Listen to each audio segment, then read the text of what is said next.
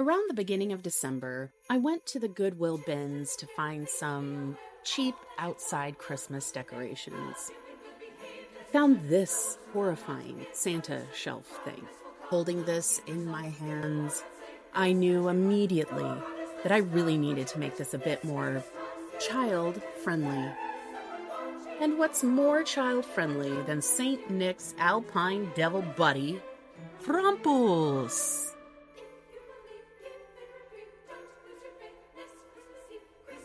Yeah, that's right. The child-whipping, child-abducting, heart-stealing Christmas devil himself, Krampus. She's tampering in dark-sided stuff!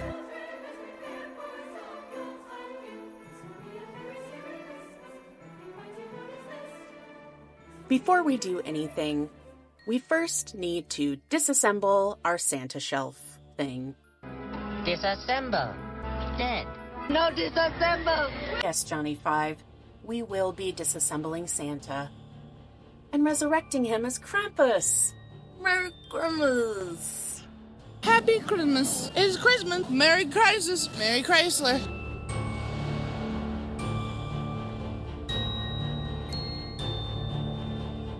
I also want to remove the unsightly Goodwill price tag, but I would love to keep the Lillian Vernon brand on the bottom, for old time's sake.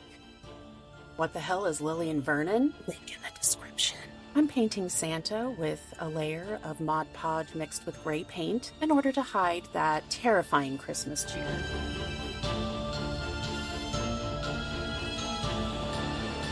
And this is the basic idea of what Santa's going to look like as Krampus.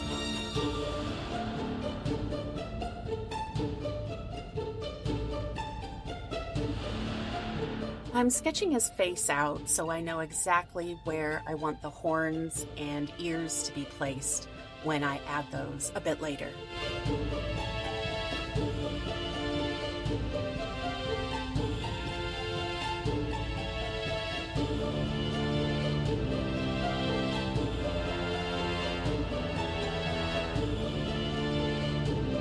We can't forget the children. Won't somebody please think of the children?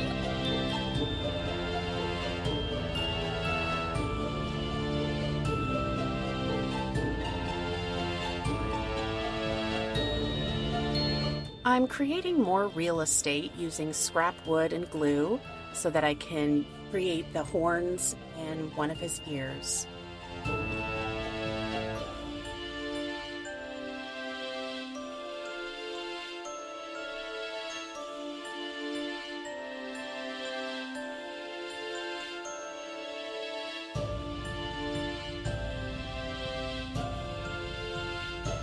With wood and a power tool, it's dad time.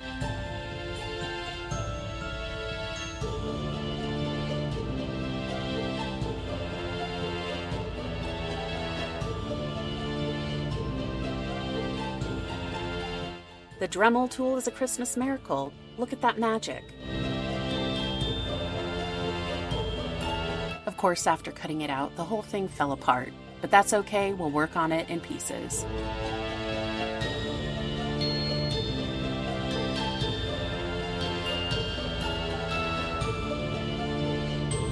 This does make sanding and fitting a little bit easier. See? Wow. This is what it looks like when your phone camera is full of sawdust. Magical. Now I'm going to glue the pieces together and use a jumbo popsicle stick in order to give it better stability.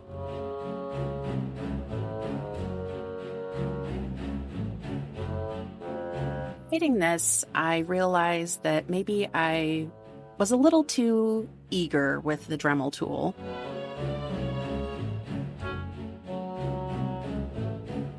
And so I'm going to want to somehow fill in those holes. So I decide to add a shit ton of glue and then quickly realize maybe some epoxy sculpt is a better choice. That way it will have maximum hold and fill in any holes that remain.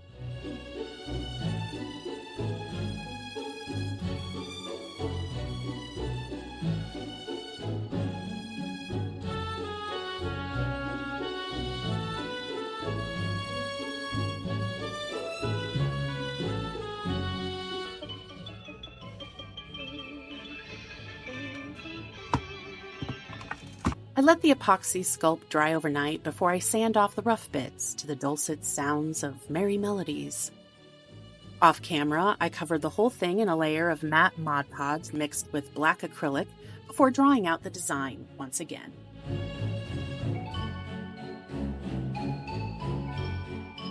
Now that we're 5 minutes into the video, I do want to acknowledge that, yes, I know, it's late. It was supposed to be out a few weeks ago before the holidays, but you know how it is. The holidays just kind of take over everything, and anything not involved in the holidays gets cast aside. Not complaints, just that's why this whole thing is late. Thank you for understanding. Please don't leave me.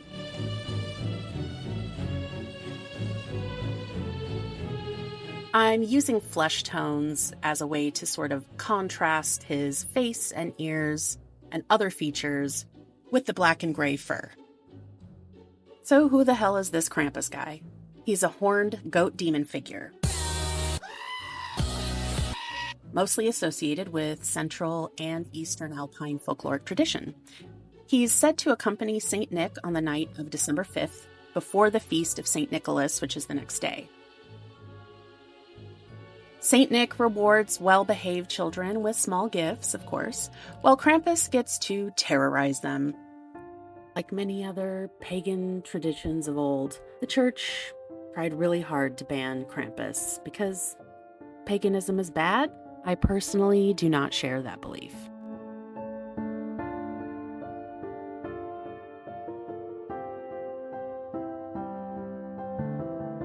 The word Krampus is thought to come either from the Bavarian Krampen, meaning dead or rotten, or from the German Kramp or Krampen, meaning claw.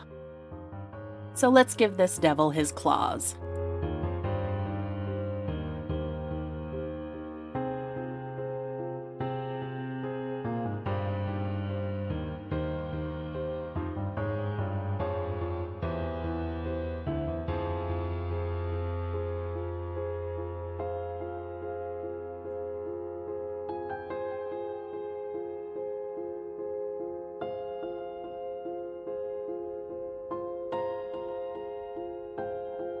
To adhere the claws, or krampen, to the hands, I'm using the same method as I did previously when attaching the horns by using glue and epoxy sculpt.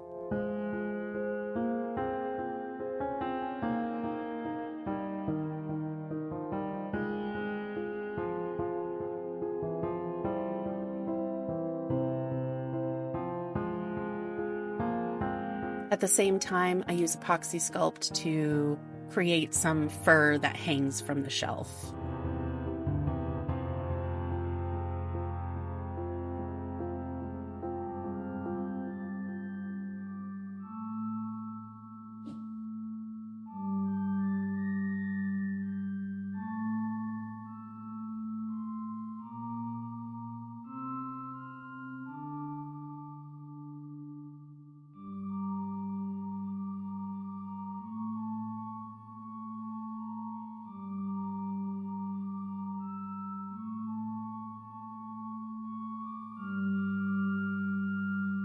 Now that I have an idea of where this paint job is actually going, I'm adding shadows, highlights, and details next.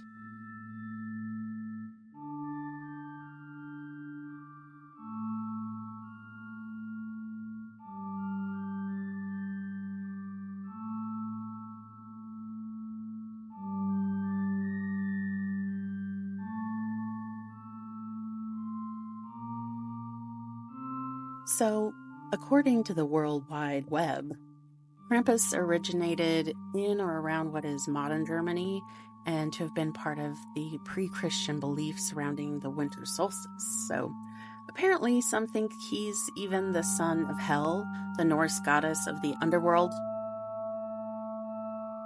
There aren't really any written mentions until after the 16th century, as Christianity spread throughout Europe.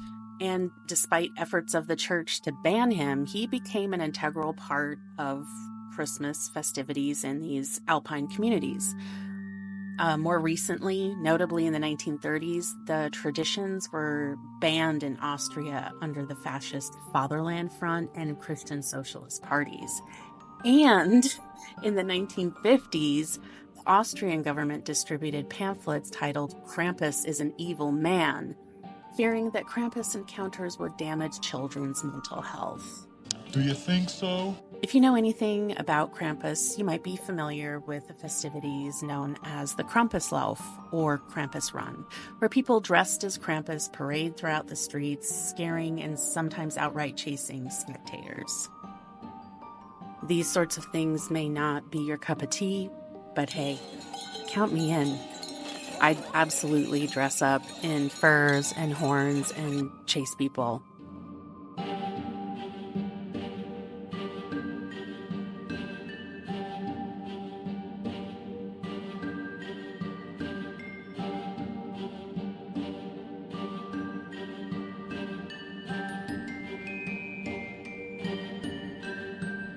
Now that I've got the last bit of painting completed, I'm just going to cover this baby in a coat of matte Mod Podge.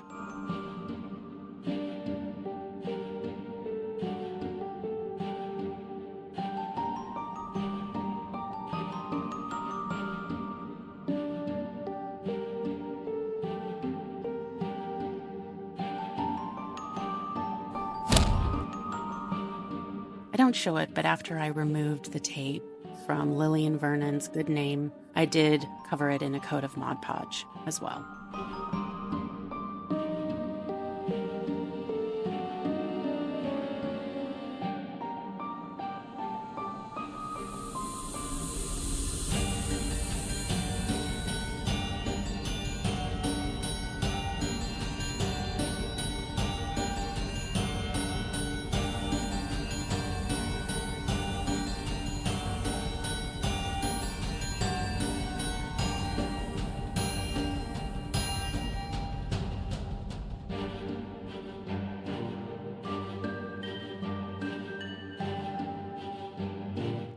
Your wrists hurt yet?